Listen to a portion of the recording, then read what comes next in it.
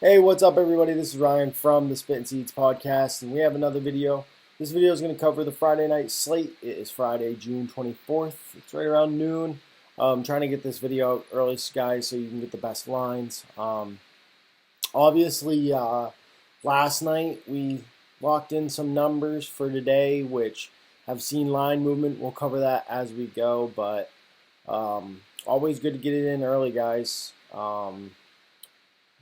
Sometimes, especially with the over-unders, if you can get a whole run on, say, an under, that's like having an extra touchdown in football. So it means all the difference.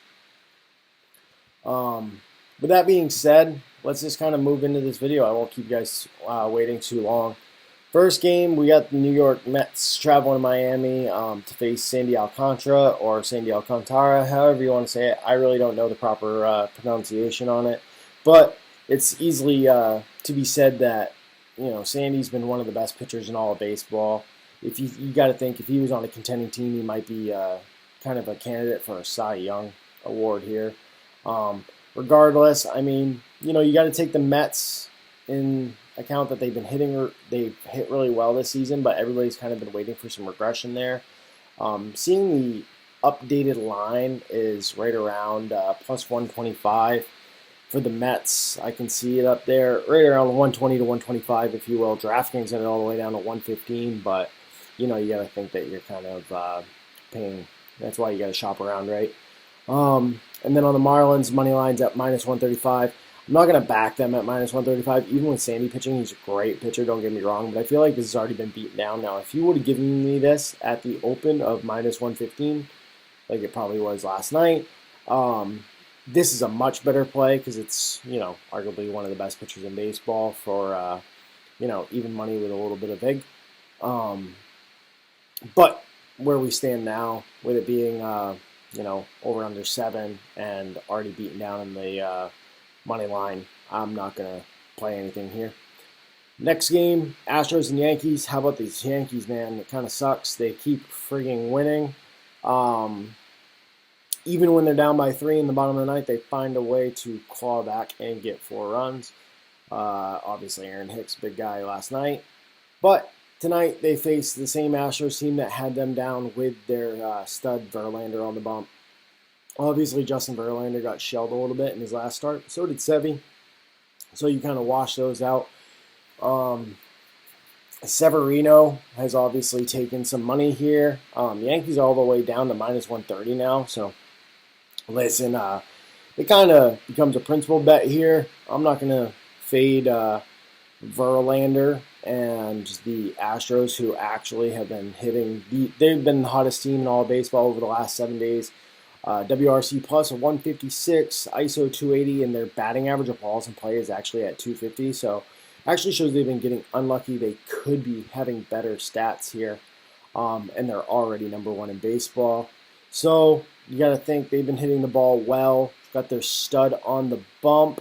I would say anything plus 110 or higher for the Astros. You got to take that, and I'm not going to step in front of the Astros with Verlander on the bump and back the Yankees at minus 130. It's just not going to happen. So definitely all the value on the Astros there. As far as the over-under, these two guys, you never know what these offenses, can bring as far as firepower. So I'm going to just stay away from the number at 7.5. That's just a hard number for me to cap there. But like I said, I think all the value is right there on Houston, money line. So play that and enjoy that instead. Moving forward, we got Mitch Keller and the Pirates going over to play Jeffrey Springs and the Rays. This over-under set at 7. We're showing the Rays kind of minus 200 favorites across the board, 200 plus. It's kind of crazy. I'm not going to back them at that number, especially with how bad they've been hitting lately. Mitch Keller is nothing to write home about, but he's definitely not a scrub. And the Rays just, granted they've been injured, so I can't really hold it against them, but they're just not producing at the plate. So overall, just a complete stay away spot for me in this game. Red Sox and Guardians. So here's how I'm going to feel. I'm obviously biased with the Red Sox. I'm a Red Sox fan. However, I feel like the value's on Cleveland here. I think the Red Sox still win, but I'm definitely not laying $1.20 and $1.25 on Nick Pivetta against this Guardians team that strikes out the least amount of baseball. I will say this: Cal Quantrill is definitely nothing to write home about. He's really pitched to contact, and he is completely completely reliant on his location and keeping people from hitting him hard, which he has done so far. Now the Red Sox have a good lineup and plenty of guys that are capable of hitting him hard. However, like I said before, I'm not gonna. I don't find value at that price in the money line, so overall stay away spot. Now the over under last night was 8.5. I would absolutely hit that. Now it's at 9, so 9 is, you know, 9's a tougher number. 9.5, I'm completely staying away. 9, obviously, if you feel a little froggy, go ahead and hit the over. But I'm going to stay away from that. Like I said, if there is any play from that, I think that the best value sits on the Cleveland money line. It's also to note that Cleveland's got a really good bullpen. They're actually third in bullpen ERA, 2.96. They if Quantrill can limit the Red Sox and get to maybe the 6th inning, it might be able to cruise. Dodgers and Braves. This is kind of an exciting one. Julio Urias going with the Dodgers, who are trying to, still figure out life without Mookie Betts for now. Obviously, Dodgers have the players to do it. They have the lineup to do it. They're one of the deepest teams in baseball. However, I think, not having Mookie in there, one of the best players in all of baseball, is definitely a big loss. With that being said, they are still favored, showing right now lines right around 130, minus 135 for the Dodgers, plus 115 for the Braves. Once again, backing a home underdog here, especially like with the Braves. Braves just happen to be really good against lefties. They're top 3 pretty much across the board: ISO, WOBA, WRC plus. And also they've been really good in the last, 14 to 7 days. They've been pretty much across the board, number 3 in ISO, WOBA, and WRC plus as well. So good form against a good matchup. They hit lefties much better than they hit righties, but they hit everybody pretty well. But obviously, you got guys like Riley and Acuna in there that mash lefties. I think Albies hits way better from the right as well. But obviously, Albies is out. So, with that being said, I think all the value right there is going to be sitting on Atlanta, plus 115 at home. Give me that one. It's tough to go against the Dodgers because they're so good. At the same time, Dodgers, you're always going to be paying extra tax whenever you back them, and I'm not gonna play 130 against the Atlanta Braves at home. Next is Paul Espino, I believe his name is. Paolo Espino and the Washington Nationals going to Texas, play on the Dane Dunning and the Rangers. Dane Dunning getting a lot of respect here, minus 150-ish favorite pretty much across the board, all the way up to minus 165. That's insane. I don't find him that good. He's definitely okay.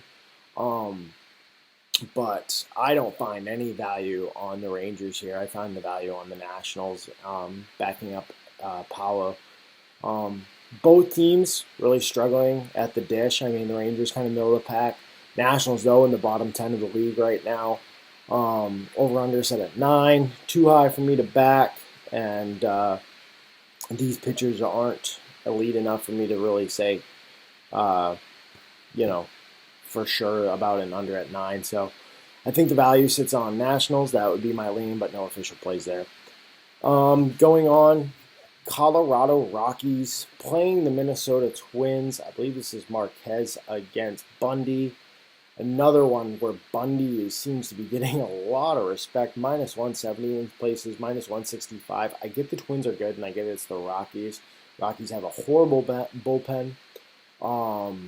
And Marquez has been one of the worst pitchers for a while now. But at minus 165, I am not backing Dylan Bundy. So stay away from there. And then over under, it's already at 9. Checking the weather, I think Minnesota's always got some strong. Yeah, 13-mile-an-hour winds blowing basically first base. If you want to think of where the first baseman plays, front of first base, all the way to the foul ball side of third base, so pretty much directly right, left at 13 miles an hour. But it is going to be hot. It's going to be in the 90s. So I don't know if you want to feel froggy on an over-under there, but I'm going to overall just stay away. It's not a place that I want to play it.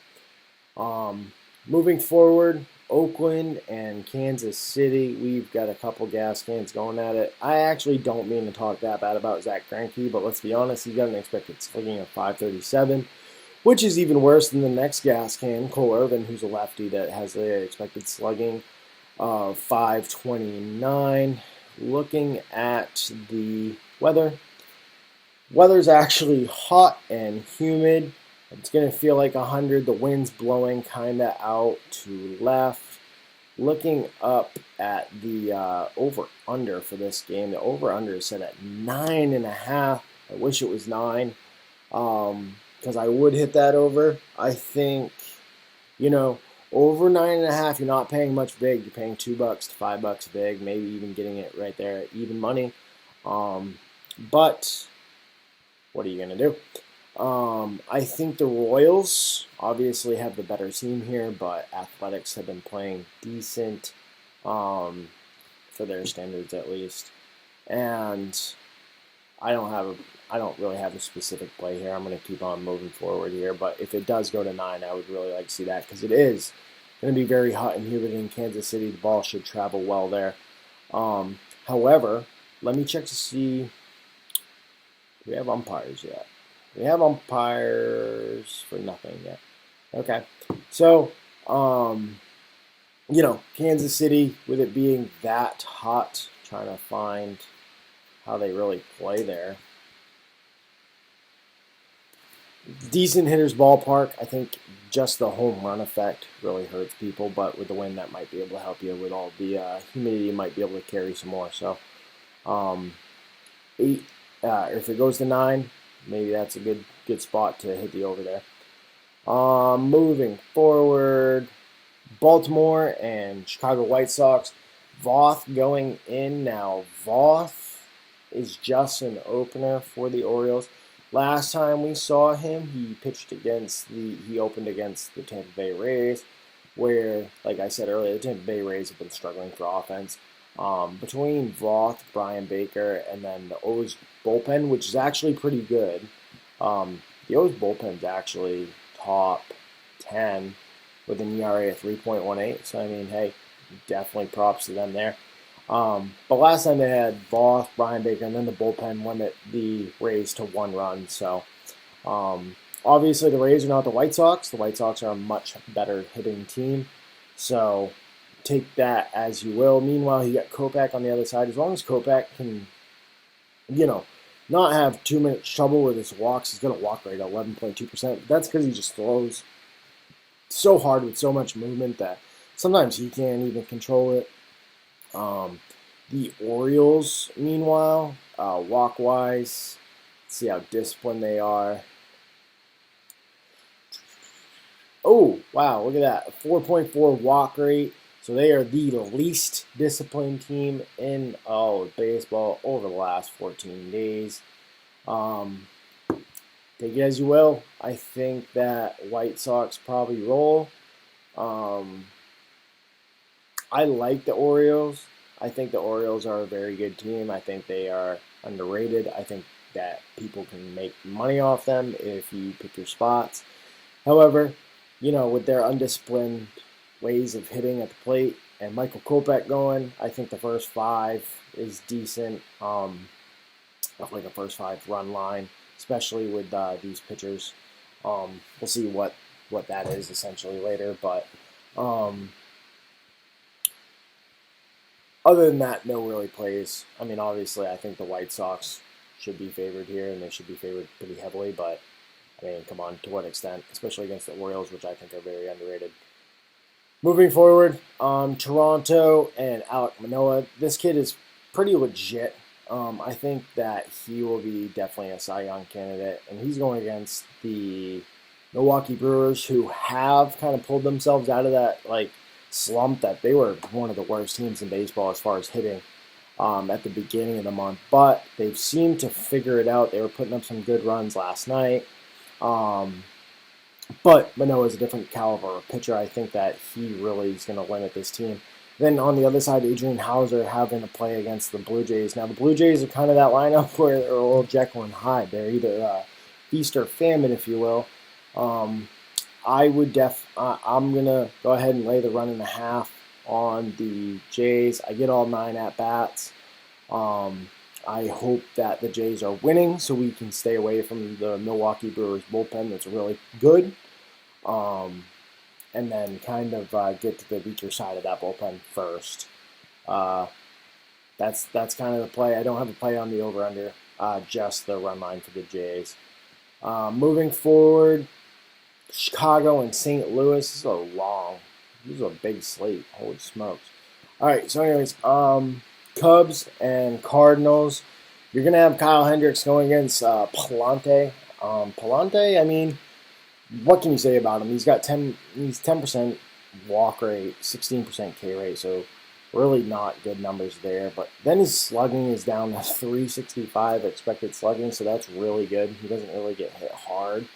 And then the Cubs aren't really going to hit hard either.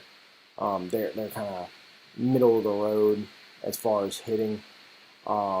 Meanwhile, the St. Louis Cardinals kind of middle of the road as well. Nothing to write home about as far as their form. Overall, I'm just going to stay away from this game. I think this game is really, especially for the price that you got to pay. I mean, Cardinals got to pay $1.65 to back Palante. I'm just not going to do that. And against Hendricks, who's pretty much put to contact as they come to have him go into St. Louis and face the Cardinals lineup, which obviously he's got pop. Cardinals get a good lineup. I'm not going to do that either. And I'm not playing over 9 at this stadium. I'm sorry. It's a pitcher's ballpark.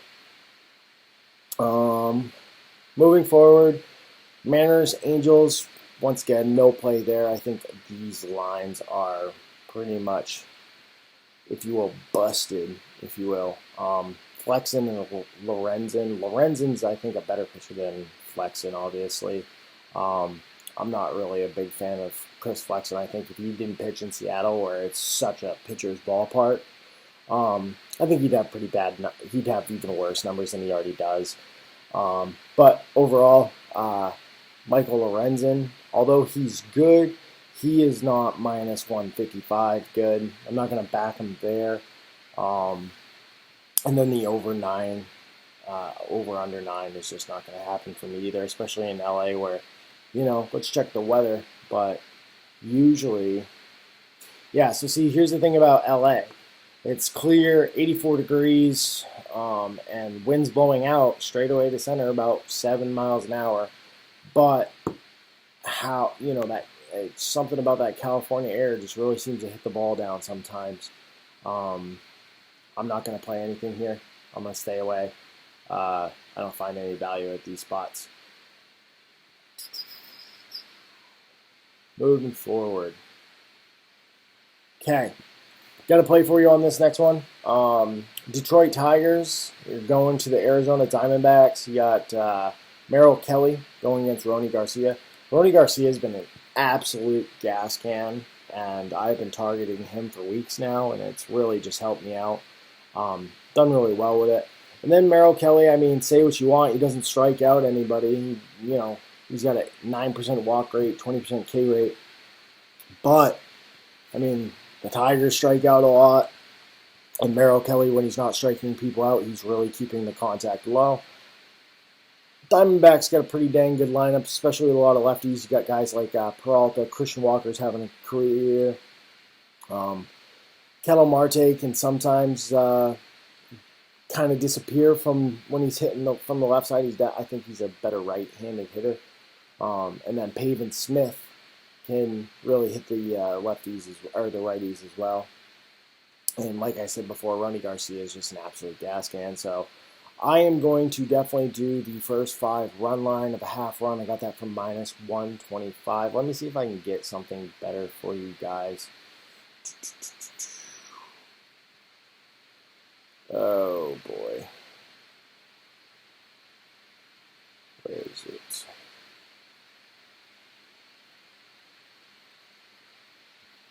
Yeah, minus 125 is the best number I'm finding right now. Over under 8, I'm not really against the over. Now it also depends, because here's another ballpark where, okay, so it's going to feel like 105, 103, so I'm guessing that roof's going to be closed. And that roof's closed, that 9 is hard to hit, especially when you got a Tigers. Honestly, if you would feel froggy and take 2 sides of this, you could take the first 5 on the Diamondbacks and then the under 9. It with the roof closed, it would be tough to cover that 9. It's just a big ballpark. Anyways, moving forward, Aaron Nola. This was a good case. Had a play on this one as well.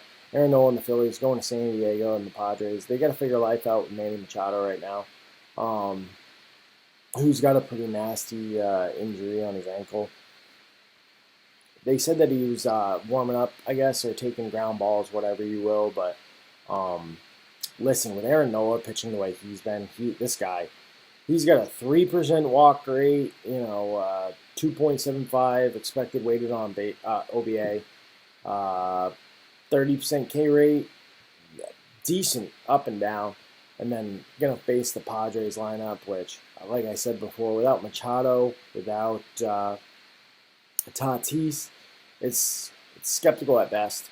I find all the value on the Phillies here. Last night, I was able to get this at minus 115. I think it's much higher now. Finding it. Yeah, minus 130 now, minus 124 at Sugar House if you've got them. I find that all the value right there on the Phillies. I do not know if the Padres can really hit. Like, here's the thing about the Padres. So, you say that you don't think they're going to hit, but then they're number 8 in the last, 14 days in weighted runs created. You know what I mean? So it's like, I'm just going to take the narrative that Manny Machado is a good player without having him in the lineup along with Tatis. It's almost too much to overcome, especially against a guy like Aaron Nola. Anyways, moving forward. Here's another one. Here's the last game and the last play that I have for you. I got this last night. Like I said, guys, also, if you ever want to know what picks I'm making as I'm making them, you can follow me on the Action Network, Spittin Seeds. On the Action Network, follow me. Essentially, whenever I make a play, whenever I like something and I lock it in, it'll let you guys know, give you a notification. If you were doing that, you would have gotten this notification last night. Took the under for the San Francisco Giants and the Cincinnati Reds. This game is being played in San Fran. It was the play that I had was 8.5, under 8.5 for the full game. This has now gone down to 7.5.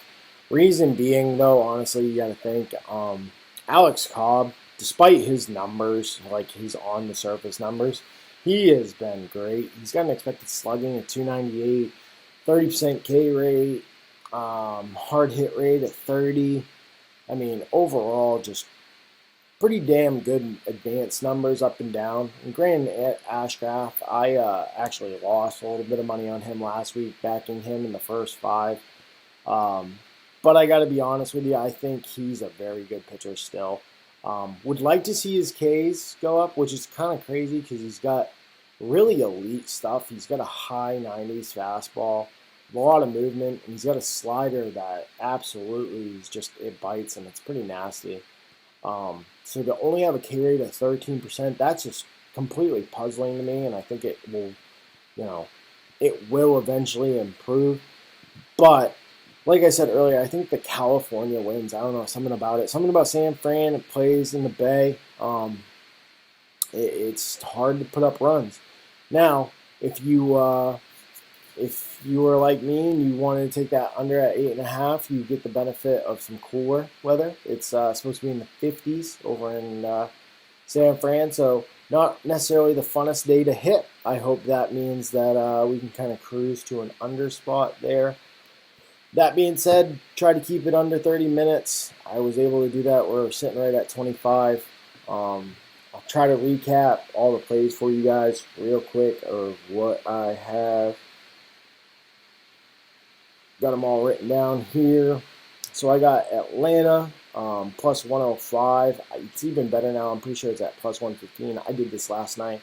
But Atlanta full game plus 105. Atlanta plus a half run. First 5 minus 115. Toronto run line plus 115. Philly minus 115. Philly first 5 run line. I got that at even money. Arizona first 5 run line minus 125. And then the under 8.5 got that last night at minus 114 for the Giants and the Reds.